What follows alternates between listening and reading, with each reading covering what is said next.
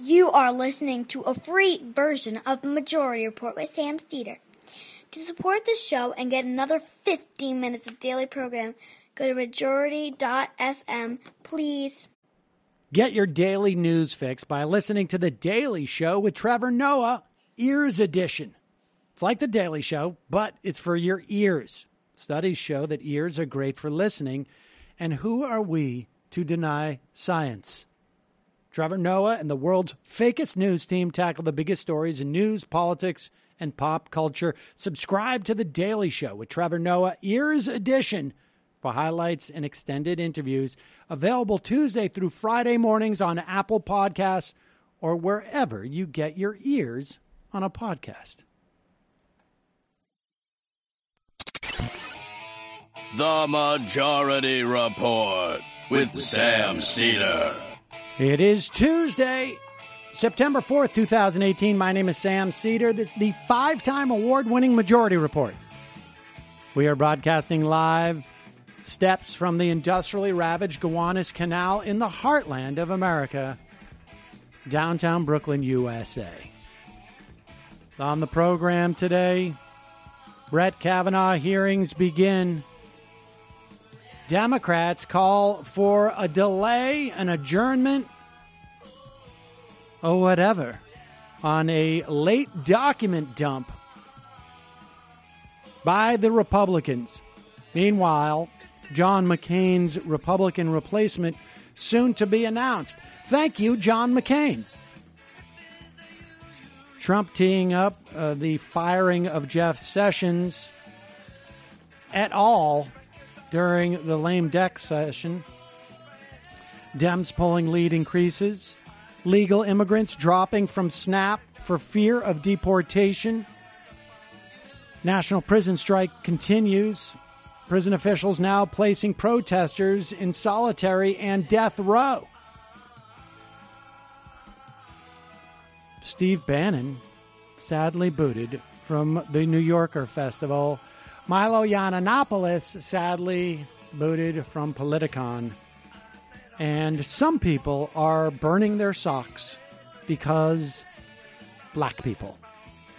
All this and more on today's Majority Report. Yes, ladies and gentlemen, we are all back from our holiday. With us from left to right, not on a political spectrum, but simply in terms of who I see in front of me.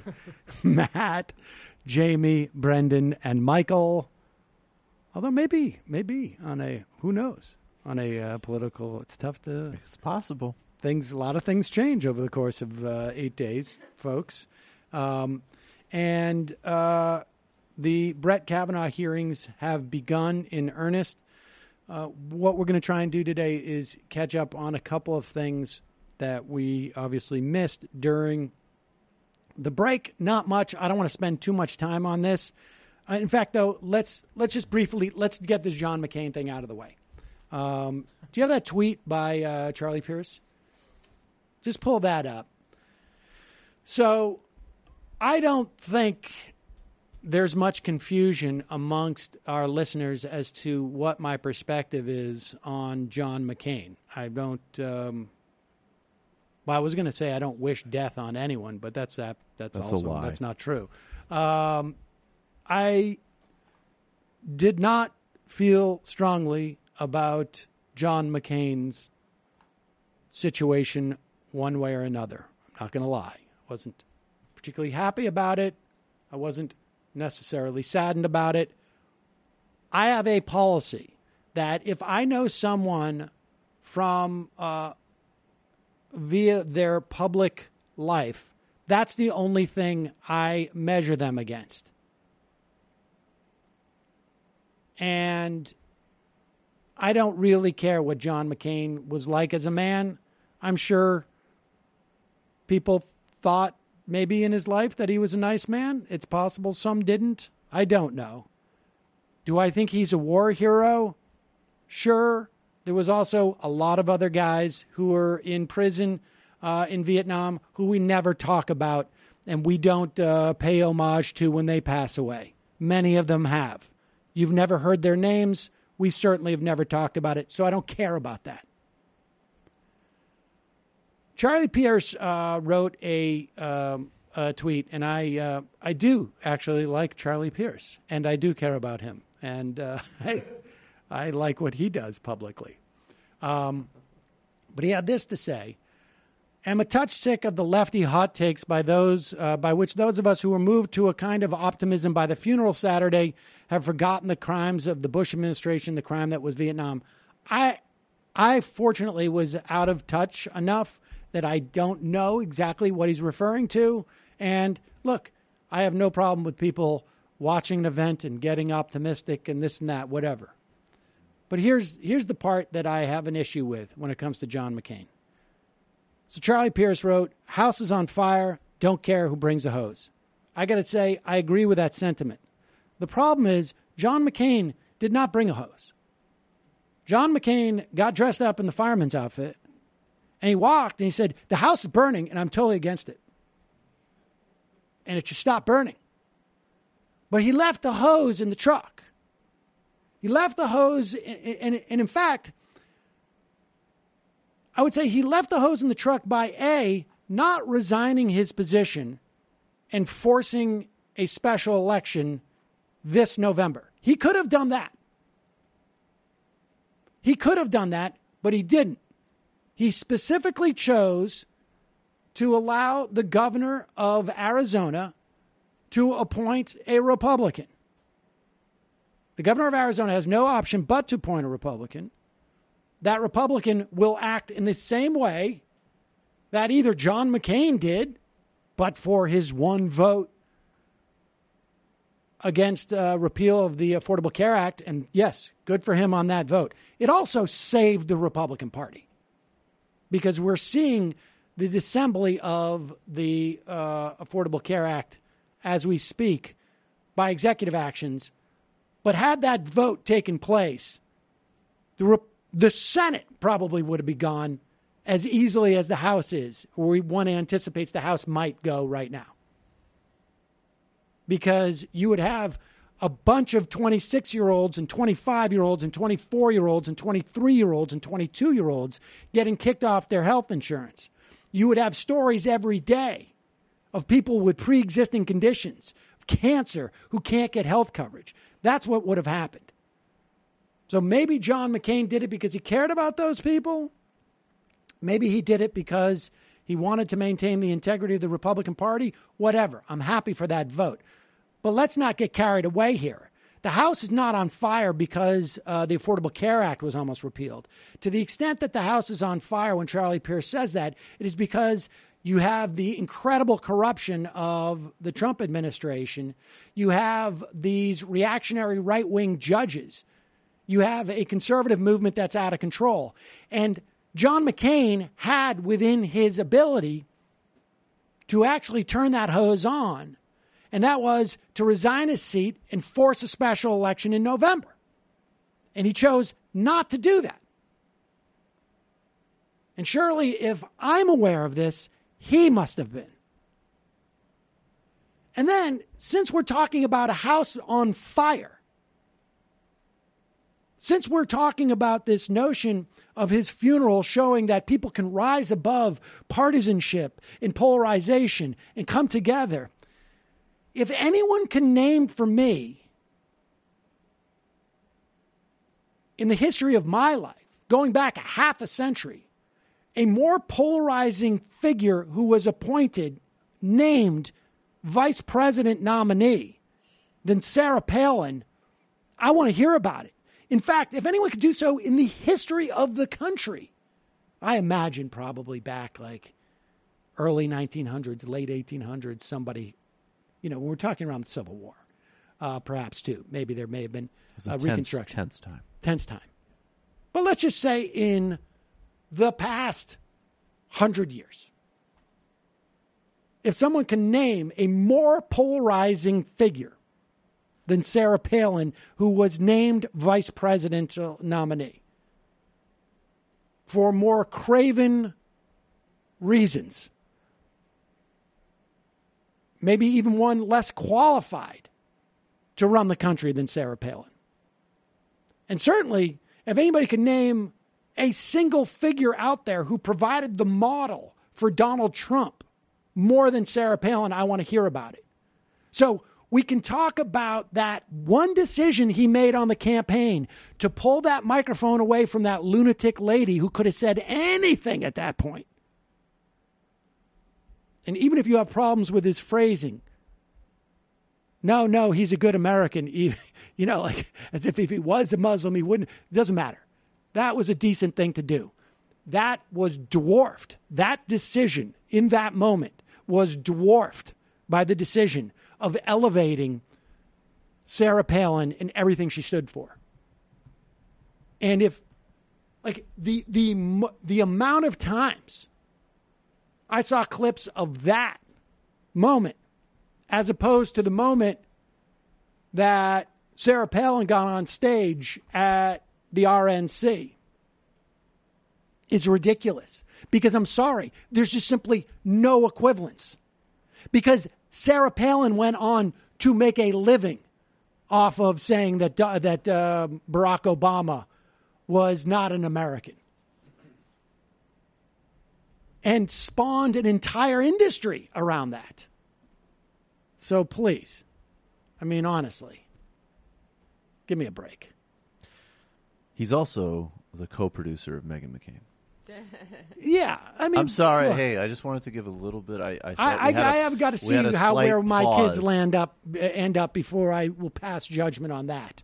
But in this instance, I don't think it's possible we get there.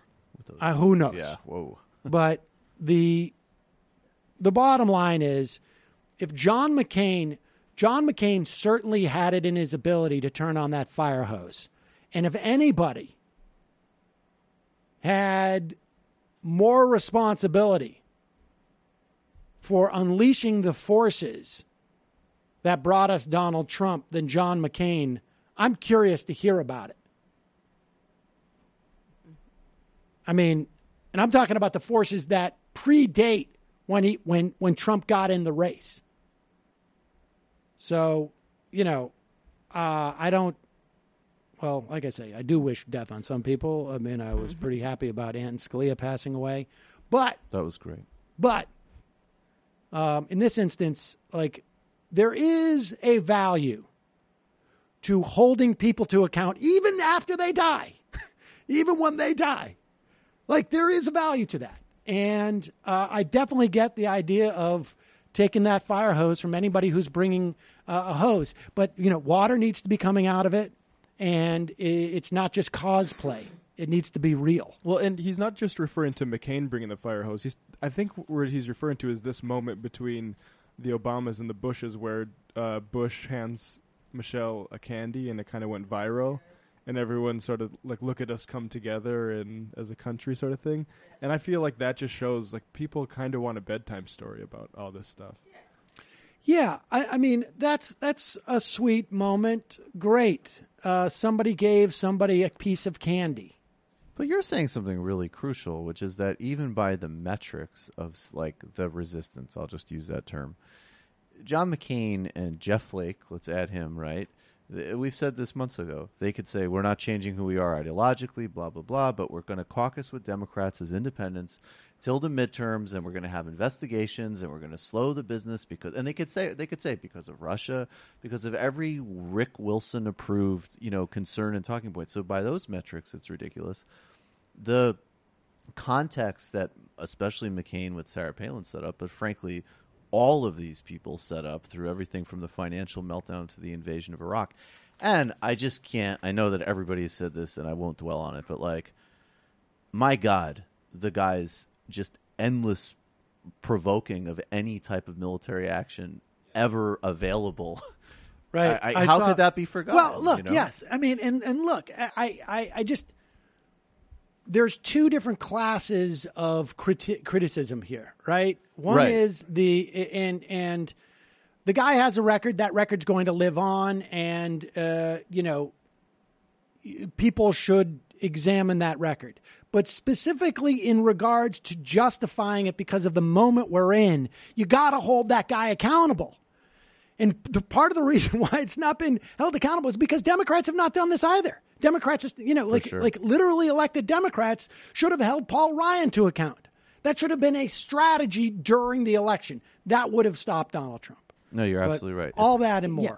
And the propriety and the rehabilitation and sort of burnishing of someone's image after they die is, I think, for a political figure like him, it benefits those in power. It Of is course. inherently conservative. And like, people are like, oh, how dare you? How dare you speak ill of the dead? He didn't care how many people died in Iraq or Vietnam. He cheered to bomb Iran.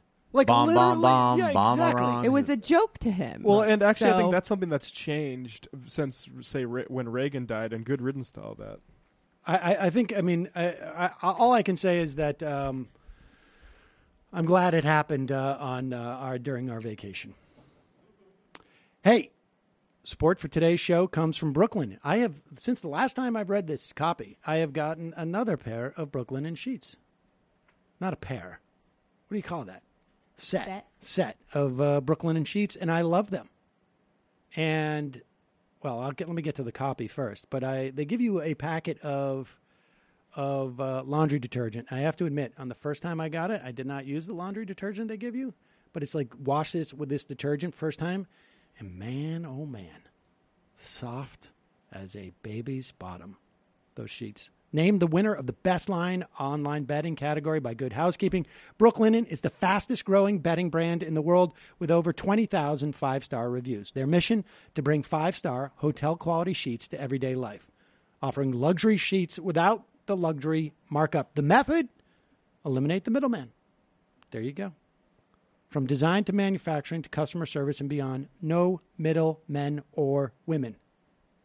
Talk about your new sheets. I will say this. I mean, I now have 4 different sets of Brooklyn sheets. That is the advantage of. That's the one Freedom. Upside of getting separated, changing your marital status. More opportunity to get more sheets. Freedom. Exactly. Oh, I'm sorry, you don't like the cool, crisp type? Well then, too bad, because I'm going to get them anyways, because they have different types of. Sam going his own way. My Brooklyn sheets are the best, most comfortable sheets I've ever slept on. I've said that multiple times now. Brooklinen.com is giving an exclusive offer for just the Majority Report listeners. Get $20 off and free shipping when you use the promo code majority at brooklinen.com. Brooklinen is so sure you're going to love your new sheets that they offer a risk-free 60-night satisfaction guarantee and a lifetime warranty on all their sheets and comforters. Only way to get $20 off and free shipping, use the promo code majority at brooklinen.com. That's Brooklinen, BROOKLINEN.com, promo code majority. Brooklinen, these really are the best sheets ever. I am not kidding. Folks, the other way that I keep up with my new lifestyle, well, we did this even when we were together, but Blue Apron has a mission to make incredible home cooking accessible to everyone. You can make dinner in as little as 20 minutes with quick and easy recipe options and perfectly portioned ingredients delivered right to your door. No meal planning or shopping required. Back to school has never been easier. Back to school has been a little bit challenging for me this year. I'm not going to lie.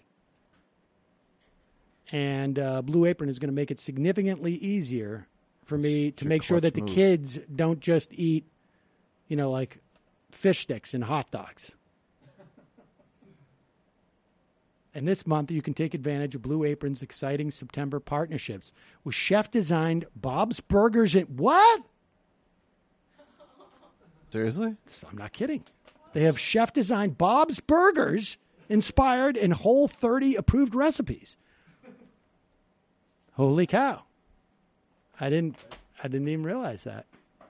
Nice synchronicity. Should I do the Hugo voice? I would. I don't know. I don't know if Blue Aprons are going to get. Maybe we get like an extra bump on this ad spot. Right. I get Bob's Burgers. I get Blue Apron twice a week. You can get it up to I think 4 times a week. Totally health inspector approved.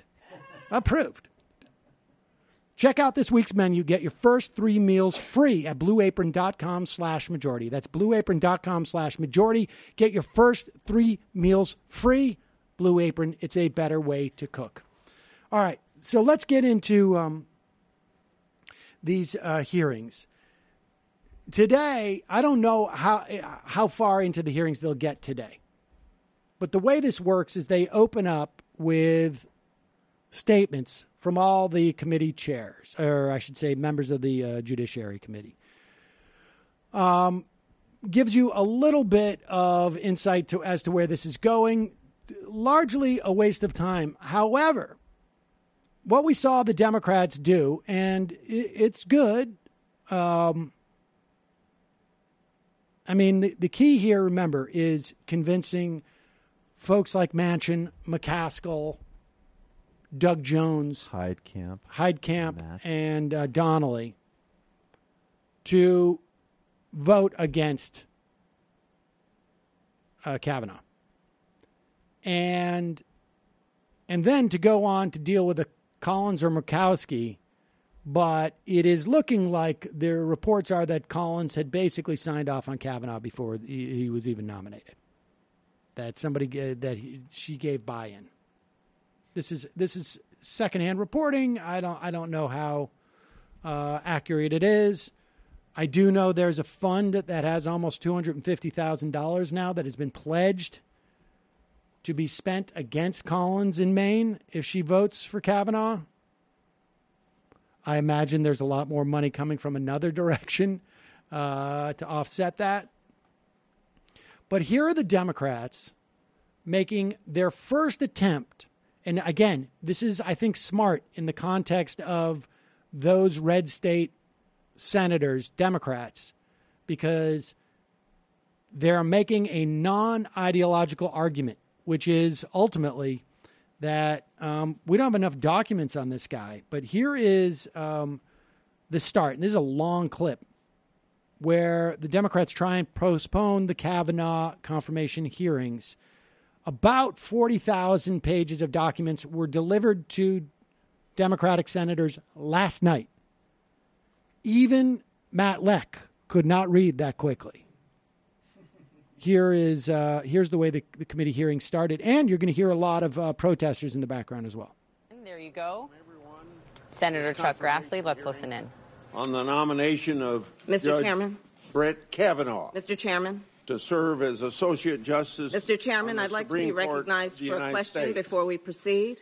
This is Kamala Harris. Mr. Chairman, I'd like to be recognized to ask a question before we proceed. The committee received just last night, less than 15 hours ago, 42,000 pages of documents that we have not had an opportunity to review or read or analyze. You're out of order. I'll proceed. We cannot possibly move forward, Mr. Chairman. I with this extend hearing. a very warm welcome we have not to been Judge given Kavanaugh, an opportunity to have a meaningful his wife, hearing Ashley, on this nominee. Their 2 daughters. Mr. Chairman, I agree with my colleague Senator Harris. Mr. Chairman, Judge we Kavanaugh's received many law 42,000 documents that we haven't been able to review last night, and we believe this hearing should be postponed. I know this is an exciting day for all of you here, Mr. Chairman, and you're rightly proud. Mr. Chairman, if we cannot be recognized, I move to adjourn. The American people. Mr. Chairman, I move to adjourn. This is Blumenthal. From Judge Kavanaugh later this afternoon. Mr. Chairman, I move to adjourn.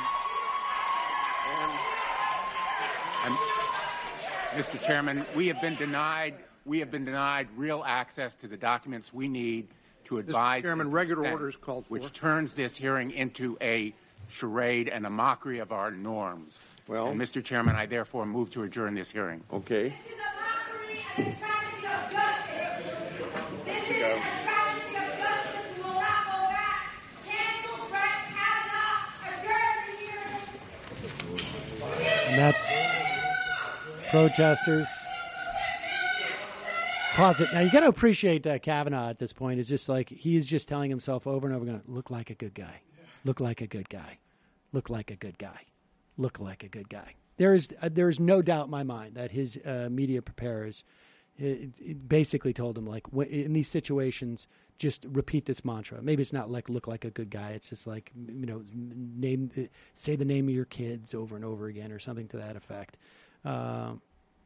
And basically what's happening here is the Democrats want the hearing stopped because these documents were delivered so late. Now, also note that even with the delivery of these documents, there are still hundreds of thousands of extant documents.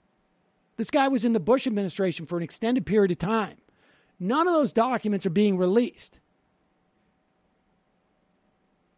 And it's completely, I mean, to say norms sounds silly, but this is what... like, those should be available for the public, and the idea that the Congress can't even see them is pretty out there, it seems like. Yep.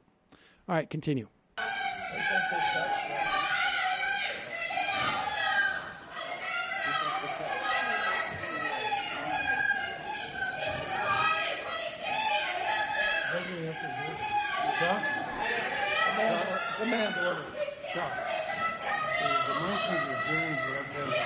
We're not in executive session. Mr. Chairman, I asked for a roll call vote on my motion to adjourn. Now, pause it for 1 second. Now, my understanding is that a motion to adjourn has basically, what do you call it, precedence or priority, that it must be addressed. And so that's why Blumenthal is pushing this. And you could hear Leahy talking to Grassley, like, you got to do that, you got to have this vote, et cetera, et cetera. Continue.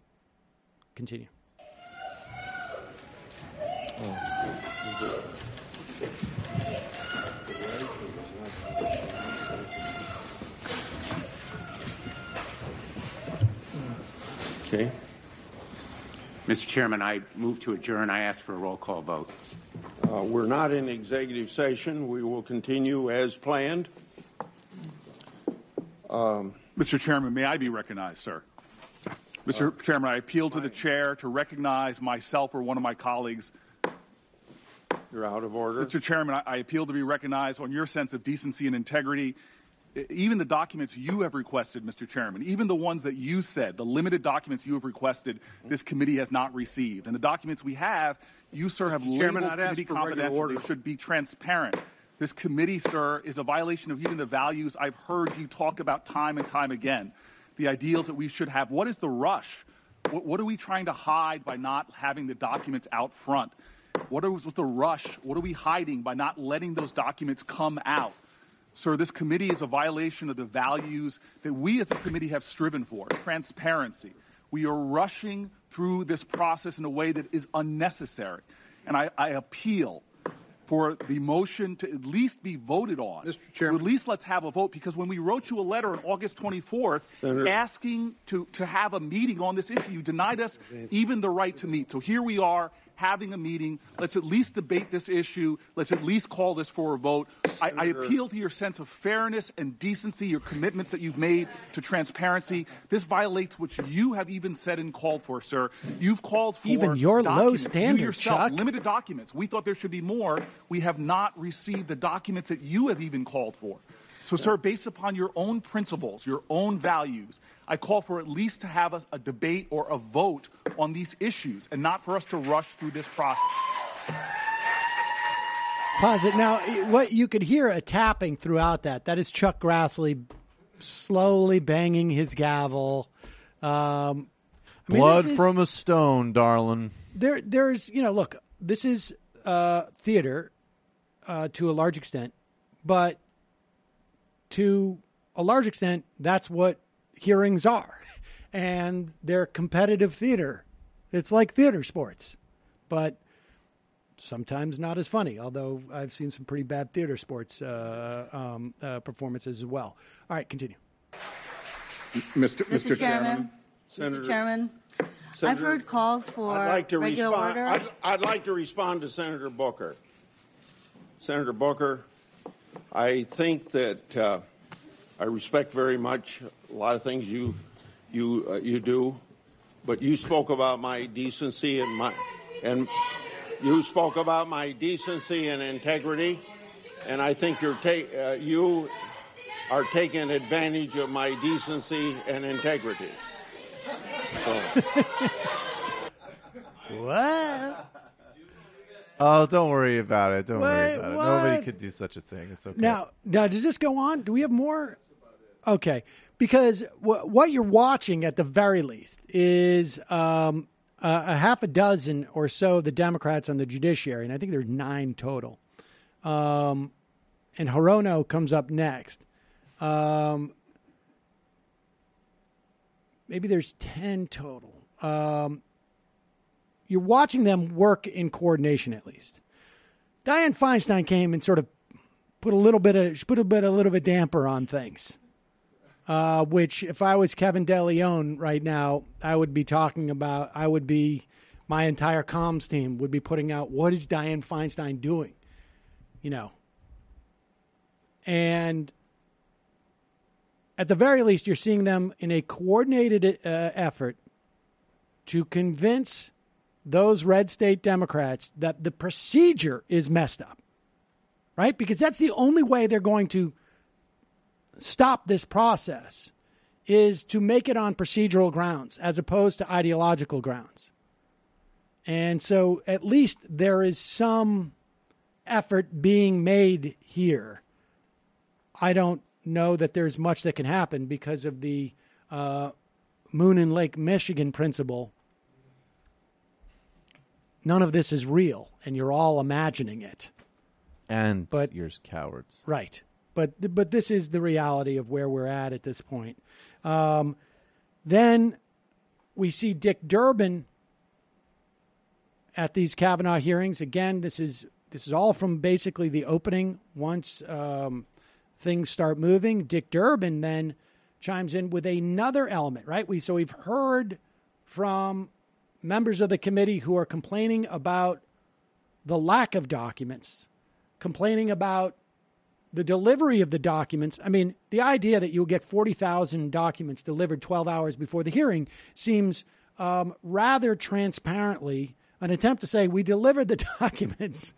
If you didn't read them, it was your fault because you don't... That's how I used to turn in my homework in college. Exactly. But here's Dick Durbin reminding people that Neil Gorsuch should not be on this, or if anybody should be sitting in that seat, it should be Neil Gorsuch, because Neil Gorsuch should not have been able to fill the slot that Merrick Garland should have filled. Mr. Chairman, we waited for more than a year with a vacancy on the Supreme Court under the direction of your leader in the United States Senate, and the Republic survived. I think the treatment was shabby of Merrick Garland and President Obama's nominee. The fact that we cannot take a few days or weeks to have a complete review of Judge Kavanaugh's record is unfair to the American people. It's inconsistent with our responsibility under Article 2, Section 2 of the Constitution to advise and consent on Supreme Court nominees. Again, this is all about making the case to those red state Democrats that procedurally this is messed up. And look, here's the bottom line. There's no political scientist who would suggest that any of these red state Democrats are going to pay a price for stopping this nomination. I mean, you could also just look, case in point, to what the Republicans did in regards to Merrick Garland. They paid no price to even avoiding having hearings. So this is where we are. Is this the moment where Grassley talks about the documents? Is this the new one or number? He sent you the new one. I think it's in the IMs, right? Okay, so this is a new one. This is you had the Bush legal team hand over about 40-some-odd thousand documents 12 hours ago, maybe now 14 hours ago, 15 hours ago. The Trump administration claimed executive privilege on over 100,000 pages of documents from his record at the White House. An astonishing number of documents that really should, in many ways, say, you can't, it completely disqualifies this guy. Because these are all documents about torture that he testified in public about already. So these go to the heart of his veracity in his last testimony in front of a Senate Judiciary hearing to sit on the federal bench. But here is Chuck Grassley bragging about how many documents have been produced. And Cory Booker, to his credit, says, I think your metric is not exactly the right one. I welcome everyone to this confirmation hearing on the nomination of Mr. Chairman. No, this is not it. It's the other one. And I will speak to the fact about 42,000 pages. Last night, we received additional documents for the committee's review. These were documents we requested before the hearing, and we received them before the hearing just as we requested. The majority staff began reviewing the documents as soon as they arrived and has already completed its review. There is thus absolutely no reason, no reason to delay the hearing. Okay, that is not the clip, but the point is that Grassley was making an argument that we have already gotten hundreds of thousands of pages of documents. But as Booker says, in a different clip, this represents only a small percentage of what we required. And that's what's really operative here.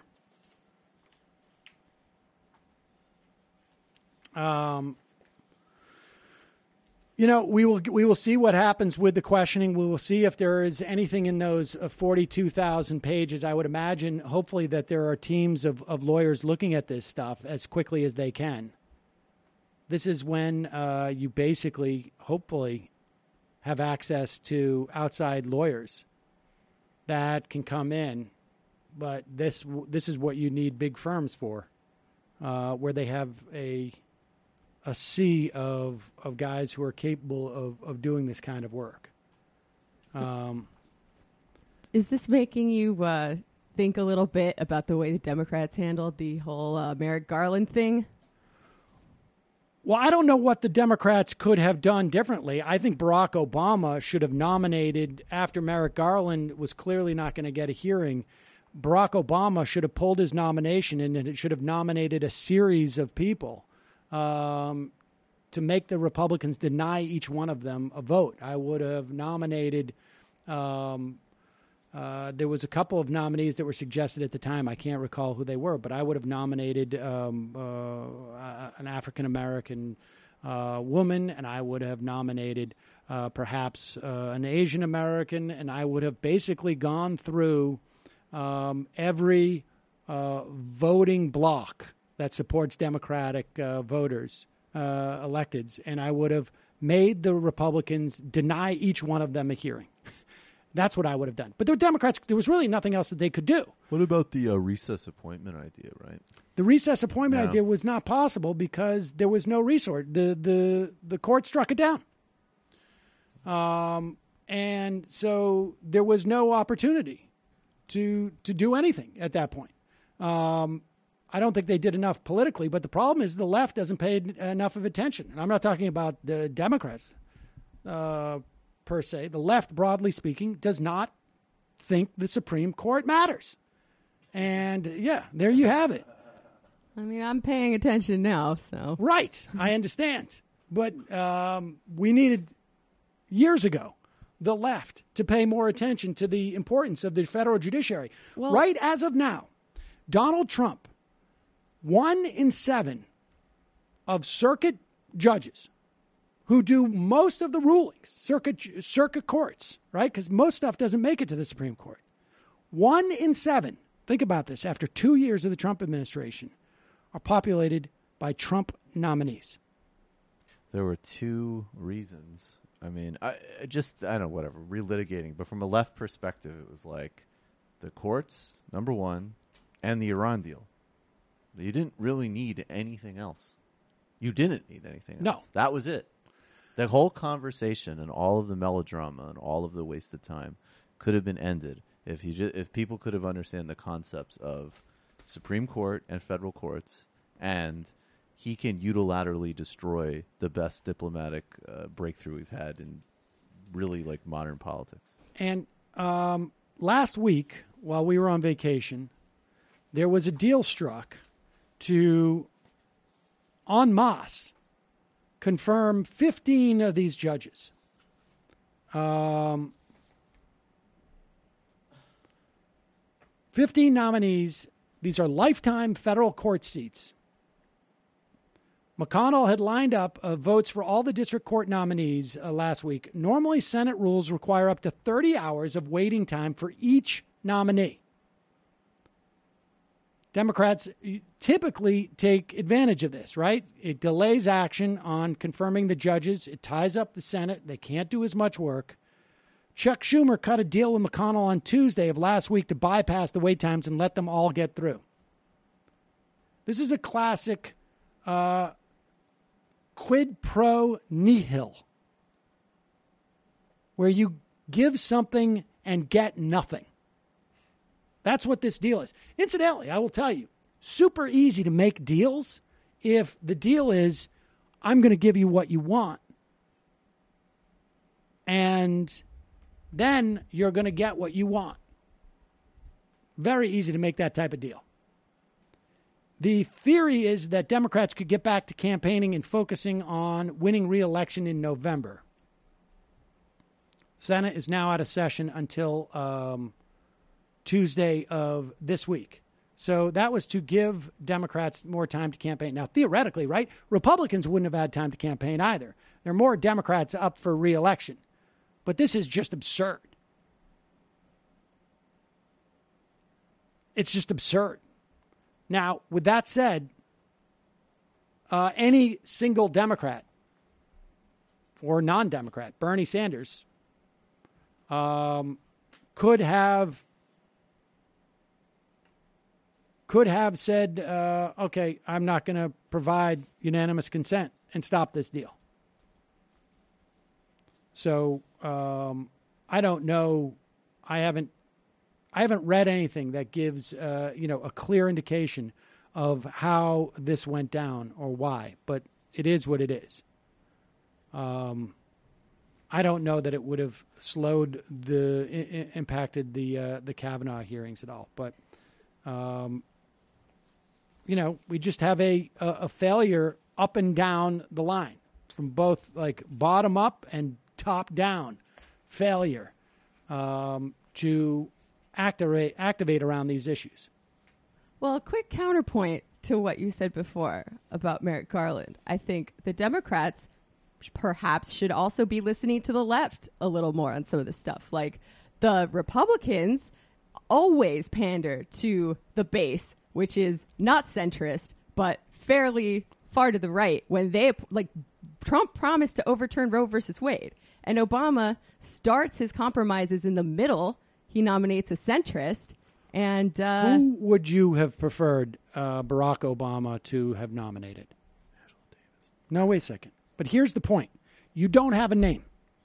And so the left is it's not my job to nominate judges. No, it's not your job to nominate judges. But, I mean, if you don't have one name of a left-wing judge who you would like to see on the bench, the failure is not just from the Democrats because they can get away with it because you don't know either. So the failure, like I say, is not just top down. It is bottom up. If the left doesn't have the right, they know. They know the names of all their judges. They are lined up and they are all there. And they're out there. The left does not have this because the left does not take the judiciary as seriously. That's not an indictment of you. It's an indictment of all of us. And that's just the reality of it. Merrick Garland would have made it. There is already multiple things I can tell you that Merrick Garland would not have voted in the way that Gorsuch did. And I don't know, and I certainly, have judges I would have liked to see on the bench appointed.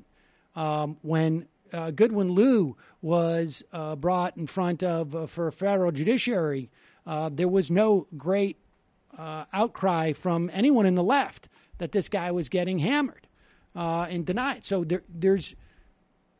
those were the tests on some level, probably from the Obama administration. Like, how much is this going to make a difference? How did the left get I'm sure there are wonks on the left, though, who would give you lots and lots of names if Obama wanted to be more ideological about it and play to the base of the Democratic Party that does not care about norms and judicial of restraint. The Democratic they care about Party rights. Didn't do anything when Goodwin Liu was up there. And if you can name a more left-wing judge than that, then I'm open to it. But you don't even know the guy's name.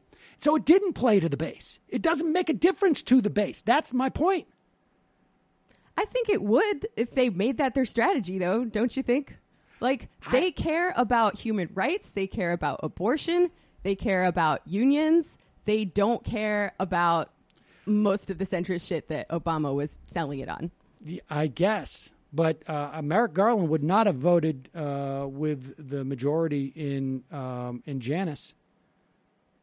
And that, that's the biggest union case that has come along in, 4 or 5 years. I don't know what to tell you. Like that case hung in the balance. Everything else, in terms of unions is going to be legislative. That Janus case, there it is. I'm just saying, if the everybody knew because of Friedrich. Everybody knew that case was going to come back. Everybody knew it. So you can speculate that the left would have been up in arms if they thought that case was, that unions hung in the balance. But unions did hang in the balance. It was quite obvious. And there was nothing from the left. The left has a problem that they do not appreciate the importance of the courts in our system. It's just the reality. It's the truth. And believe me, it's incredibly depressing to me because it's like, I consider that in part one of my failures. And I think they just, and I don't know how that complacency came about. I think it's, I think we will probably have another era where we understand it because when President Bernie Sanders takes the oath of office and tries to push forward very progressive legislation, and each one of them gets shot down by the 5-4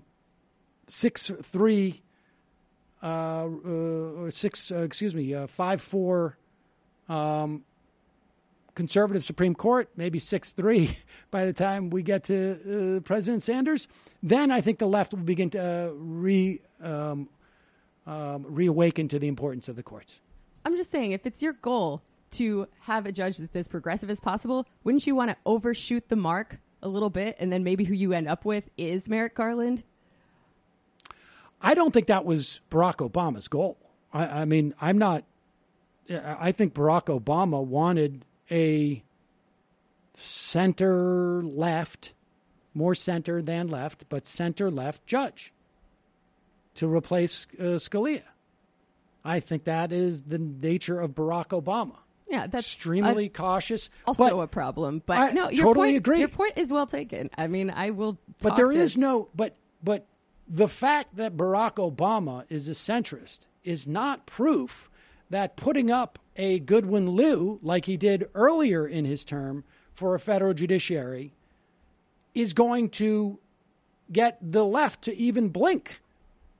Because they didn't. When you think about it in the context of the way the right turns out for just guns and abortion, the left has nothing like that. Nothing like that. And they have, and it's true too that on that just even in right-wing grassroots, there's an infinite more awareness and sophistication about the court and who's in the pipeline. And the problem, too, I would add, is the right has the Federalist Society.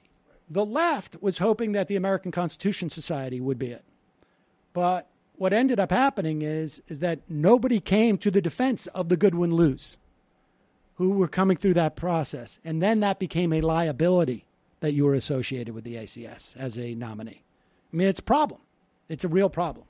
And I think, sadly, it may take, another 20 or 30 years of not being able to pass, of getting any progressive legislation to be found to be constitutional before the left cares about courts. That was one of the things that was so incredible, though, about the incredibly stupid arguments that we heard about Lake Michigan and everything, because it was like the part that people like that are correct about is that the Democratic leadership can be incredibly ineffective and feckless. And the idea was like, oh, well, after this catastrophe happens, all of a sudden they're going to get incredibly tough and ruthless. Of course. Like, oh, yeah, that's right. When they've been completely wiped out and they're completely rudderless is when all of a sudden they're going to discover just how to be aggressive and strategic. And all of a sudden they're going to throw the kitchen sink. I mean, it's such a fantasy across the board. Here's another question. If the left got active around the issue of judges, do you think that the leadership of the Democratic Party would listen if we had another Democrat for president? Yes. Yes. All right. Well, maybe we will. I hope so. All right. Here is a couple of things that we can look forward to from a Kavanaugh tenure on the court if the Democrats somehow are not able. And I honestly, I don't know how they would be able to stop them, but who knows? The problem is not just poor leadership, although I do think Chuck Schumer is not is not very smart about these things, and is not very good about making it the issue that it should be. Here is Lindsey Graham saying just a couple of days ago that he thinks Brett Kavanaugh could overturn the precedent of Roe v. Wade. I would guess that they will never do a head-on overturning. They will just change the level of scrutiny, laws that inhibit a woman's right to choose, change the level of scrutiny as to what passes a threshold. Basically make the threshold wider, I guess, or lower, and there'll be more laws that can inhibit a woman's right to choose. But here's Lindsey Graham. Here's what I hope he'll do. If there's a case before him that challenges Roe v. Wade, that he would listen to both sides of the story, apply a test to overturn precedent. Precedent is important, but it's not inviolate. I'm dying to see if he believes that Citizens versus United can be overturned. You're saying you don't view his statement, for instance, to Senator Collins, a pro-choice Republican, that it's settled law means that, therefore, it can't be reexamined and conceivably overturned. He would be disqualified, in my opinion, if he would not listen to both sides of the story. He will give great deference, I'm sure, to Roe v. Wade, but it can be overturned like every other decision.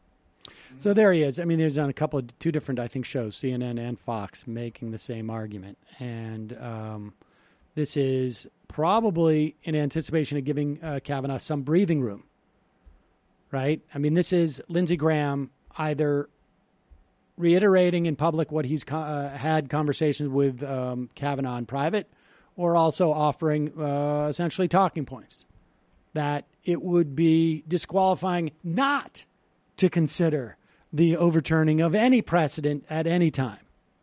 It's a good strategy. Just warn of the really bad thing, and when you do the just sort of half-level bad thing, then people can't react as negatively against it. What Lindsey Graham is doing here is he's saying, as a matter of principle, you should be able to overturn precedent.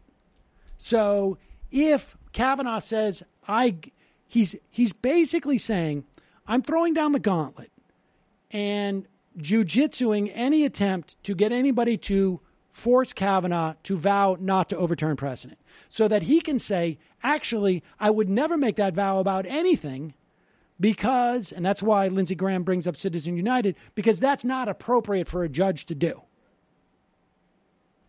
And he's like, that it's actually, and Lindsey Graham's saying, like, I would vote against somebody simply because they refuse to even entertain the idea of re-examining precedent. So this is the way that they push this ball forward. What is, shocking to me at different times is, why this kabuki theater? Like, who is this for at this point, right? Like, who is this for? Who doesn't know exactly where this ends? Maybe just midterm smoke screening. Maybe. Their Collins families. and Murkowski. Their families. They have like dumb family members. Right. It's just like, hey, they're just constantly.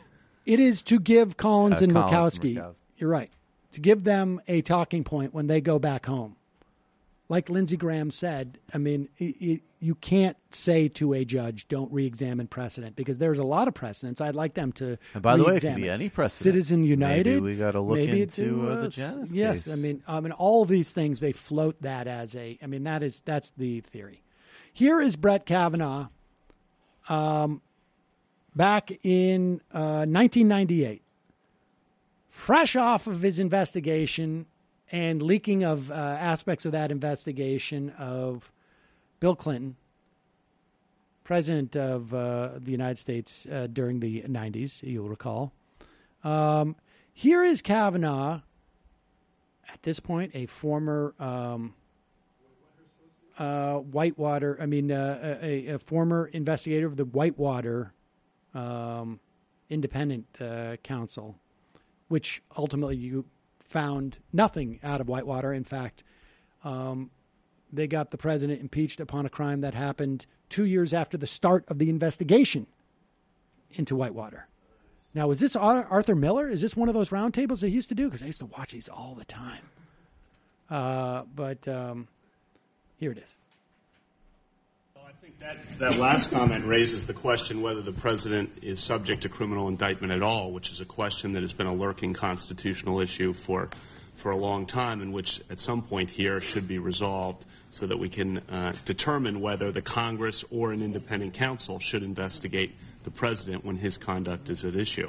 I tend to think it has to be the Congress because of the kind of attacks that we've seen recently and because of the types of issues that were just pointed out. It is war, and if it's going to be war, it's got to be Congress, not an isolated prosecutor appointed by a panel of 3 judges we've never heard of. I'd like to just take a little hand vote.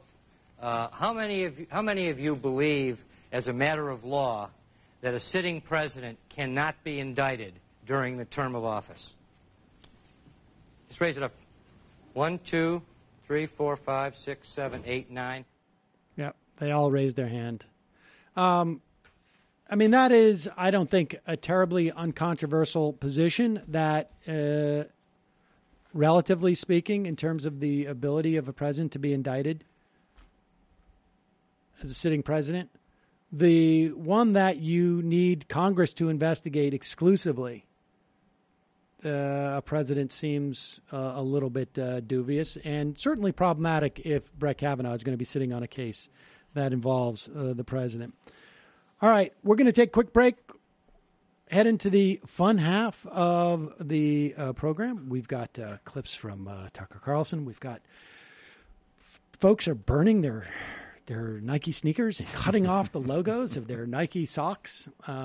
We have done a special M-team investigation into the sock question. Yep. And Brendan will be here with a report on the socks, both the implications of cutting the tops of your socks off and what happens if you switch to, let's say, an Adidas pair of socks. Oh. Yeah. That'll all come down. Also, you know what? Let me address this now. Over the we're going to hold off on this for a moment. Over the course of the week, Milo Yiannopoulos was bumped from Politicon, and it's actually pretty funny what he wrote. Wow. Oh, it's really sad. Have you heard this? Have you read this? I haven't, but I'm Okay. anticipating wow. So Milo Yiannopoulos, do you put this up on the screen, wrote this on his Facebook page after he was kicked out of Politicon. Politicon is this like Comic-Con for folks essentially like me. Like it's for YouTube people and other like pundits to gather and go on panels and debate. And I definitely think it's something that is, and I've certainly said this in the past, that it's something that is problematic insofar as it makes our politics more about entertainment than anything else. Here is Milo Yiannopoulos' concern. And I want to return to this because I was invited to Politicon again this year, and this year I accepted. But I'm going to return to that in a moment. So Milo Yiannopoulos said this, and I'm going to play this music underneath it. Oh, shoot. You're going to have to pull up some music. Get me the rose, if you will. Over the past 3 years, I've spent literally millions of dollars trying to do talks, speeches, events, rallies, and protests, to say nothing of all the stuff I do behind the scenes I can never tell you about. I believe that. Now, what he doesn't say is that it's his millions of dollars. It was probably Rebecca Mercer's millions of dollars, but whatever. Doesn't matter. Yeah, you got to grade. I spent somebody's millions of dollars. And you got to grade him on a curve. Exactly. A lot of that money was my own wealth from before I even started in journalism. I find that hard to believe. Really relatable, too. My events it's very grounded. Almost never happen. It's protests or sabotage from Republican competitors or social media outcries. What's that German word for stab in the back? Geschworsenfelten?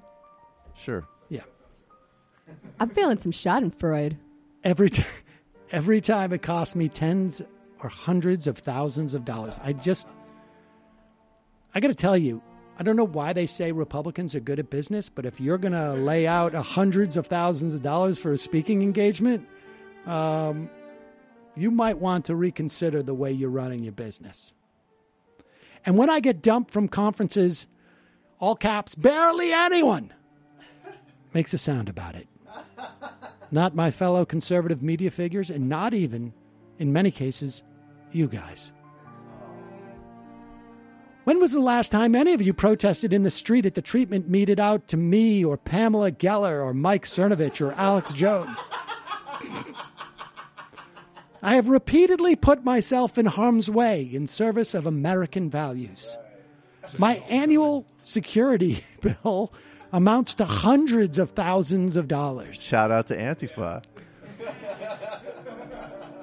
Where was his security detail when he went into that bar? Wouldn't you when do you need a security detail for hundreds of thousands of dollars? Yeah, that was the dangerous yelling that the DSA kids were doing. Just so my husband and I don't get killed going for sushi.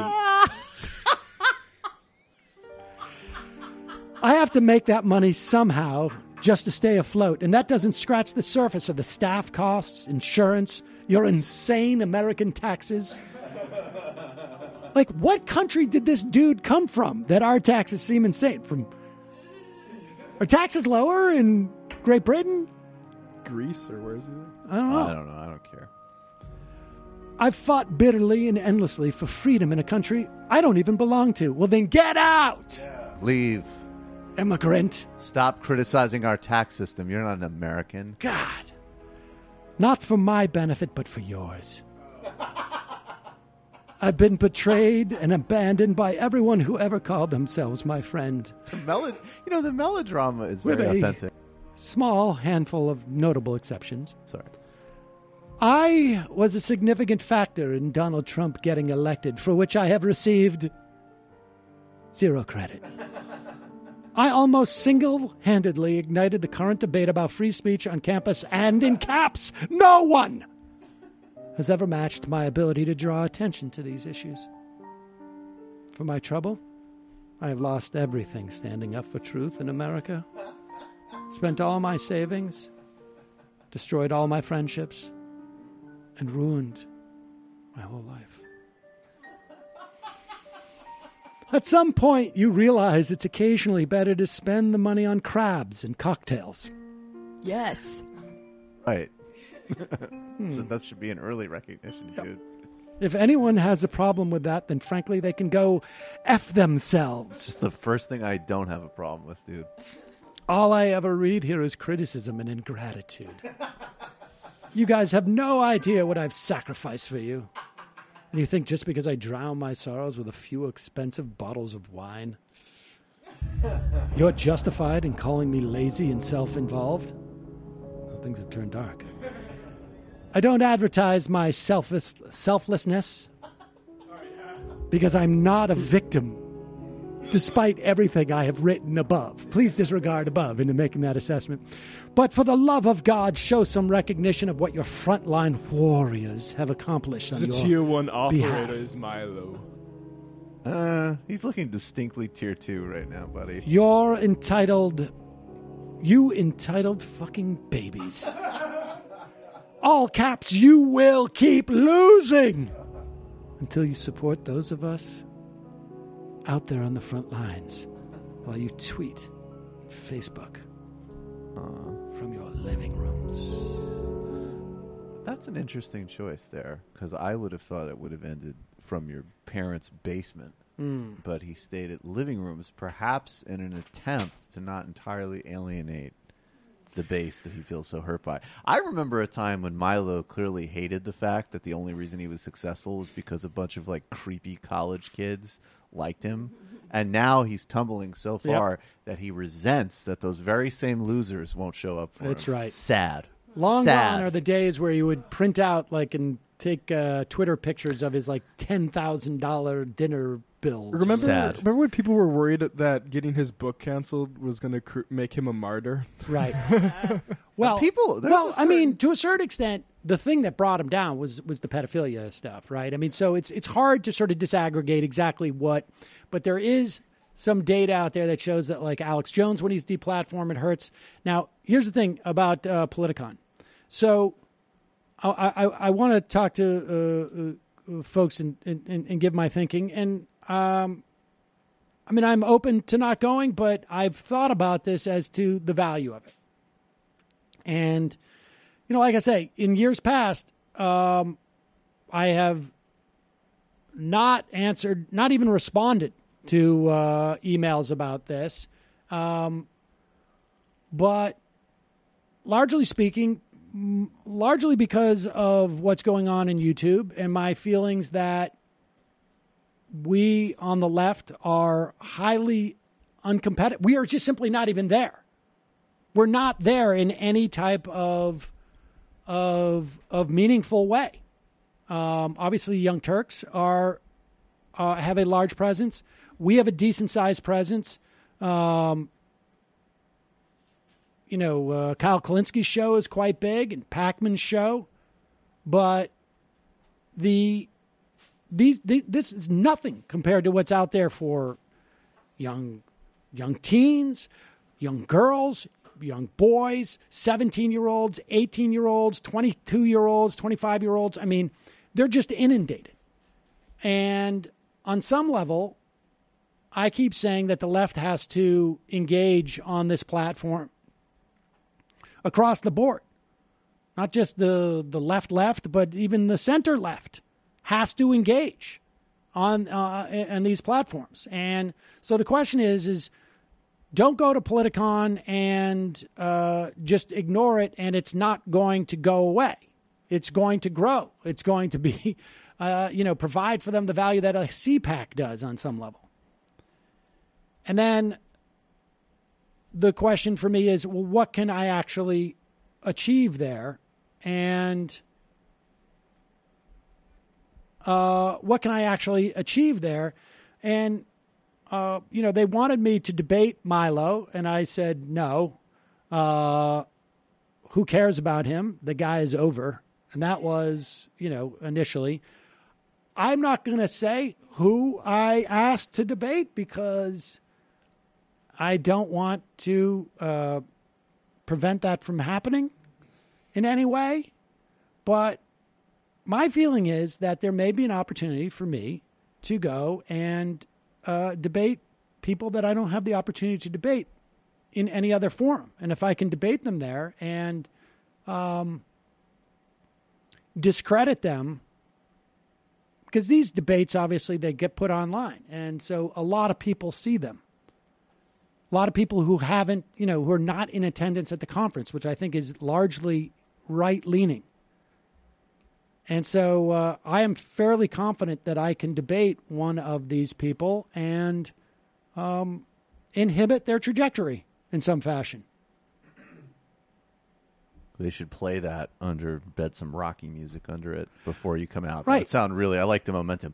I am fairly confident that I can inhibit their trajectory to some degree. Right. Dun, dun, dun. Right. Well, I don't want to, be explicit. I don't, but that is, I think, the value of I want to of do me a doing regular something like bit that. with the Eye of the Tiger music and Sam pumping himself for debates.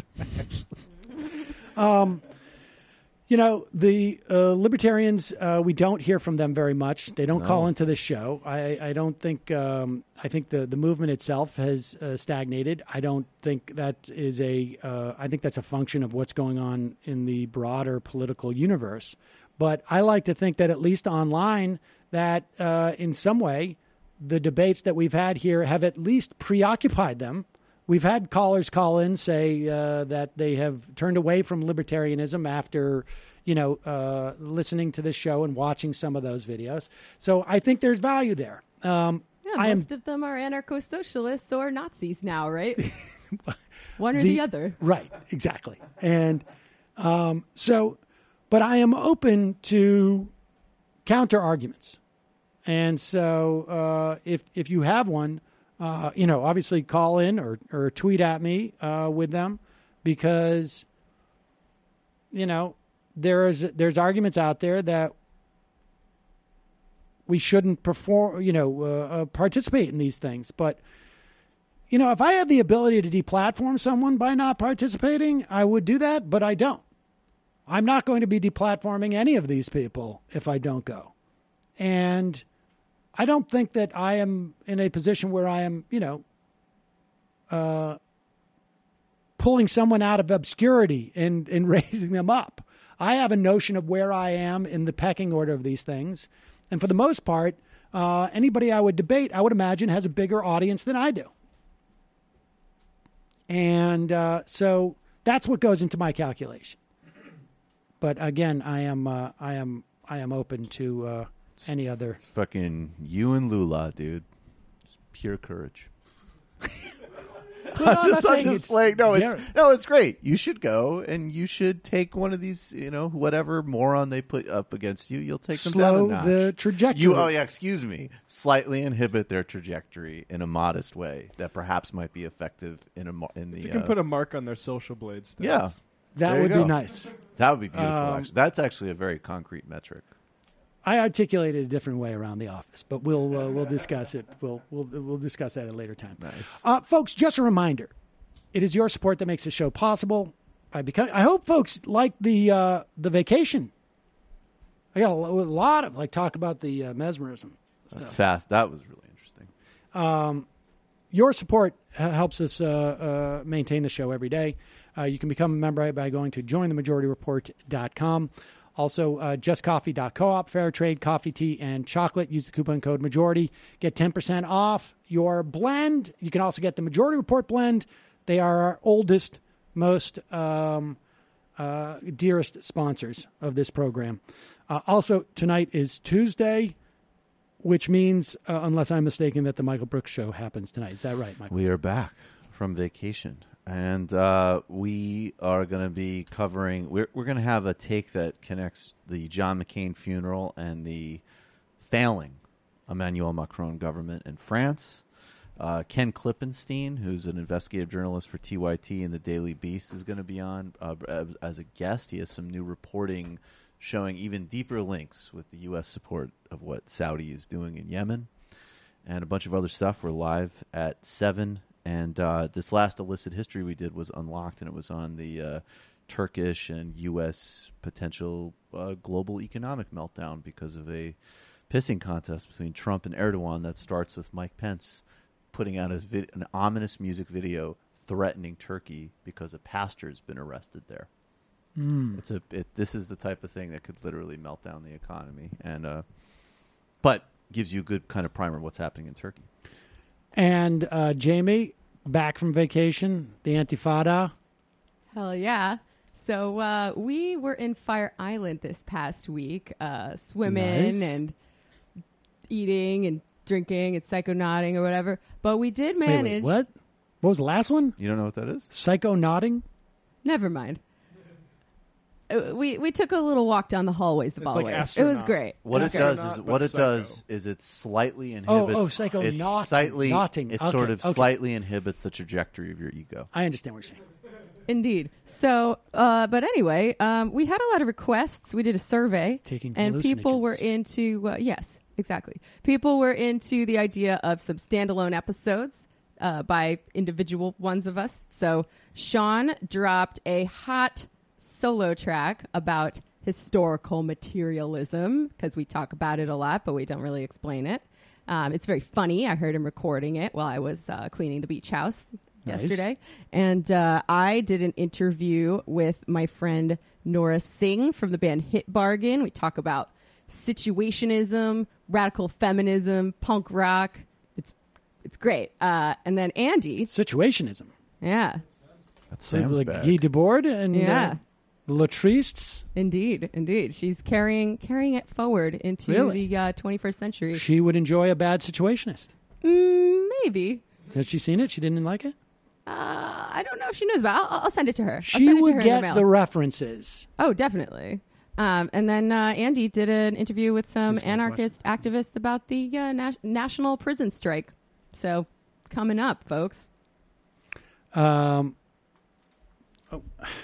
right, and boat. There was a new literary hangover. It wasn't a fiction storybook this time. We did a history by Bernard Bailyn, The Barbarous Years, the People of British North America, the Conflict of Civilizations, 1600 to 1675. Me, Alex, and new guy Chris appeared on that. So. New guy Chris? Where did you get new guy Chris from? Did you just pull him out of the bar? What's up? New guy Chris, well, I don't want to go too deep into it, but now he has a job that he wanted to stay undercover, and now he's less concerned about that sort of thing. So interesting.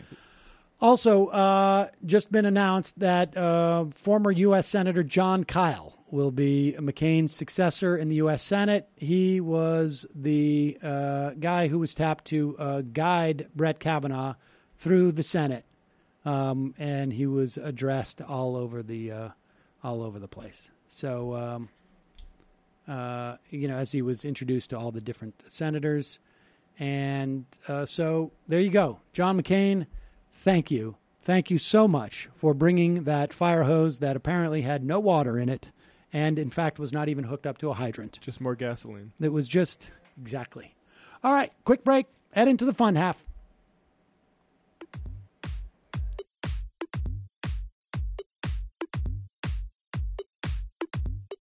Jamie and I may have a disagreement. Yeah, you can't just say whatever you want about people just because you're rich. I have an absolute right to mock them on YouTube. He's up there buggy whipping like he's the boss. I am not your employer. You know, I'm tired of the negativity. I'm sorry. I didn't mean to upset you. You're nervous.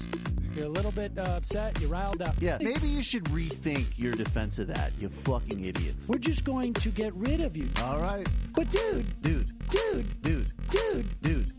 You want to smoke this joint? Yes. Do you feel like you are a dinosaur? Some good shit. Exactly. I'm happy now. It's a win-win. It's a win-win-win. Oh, hell yeah. Now listen to me. 2, 3, 4, 5 times. 847-906-501-457. 2, 38, 56, 27. 1/2. 5 8s. 3.9 billion. Wow. He's the ultimate math nerd. Don't you see? Why don't you get a real job instead of spewing vitriol and hatred, you left-wing Limbaugh? Everybody's taking their dumb juice today. Come on, Sammy. Dance. Ooh.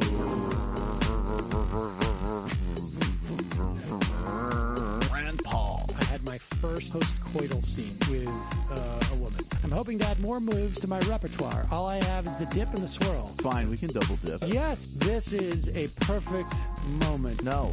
Wait, what? You make under $1 million a year. You're scum. You're nothing. Excuse me? Fuck you, you fucking liberal elite. I think you belong in jail.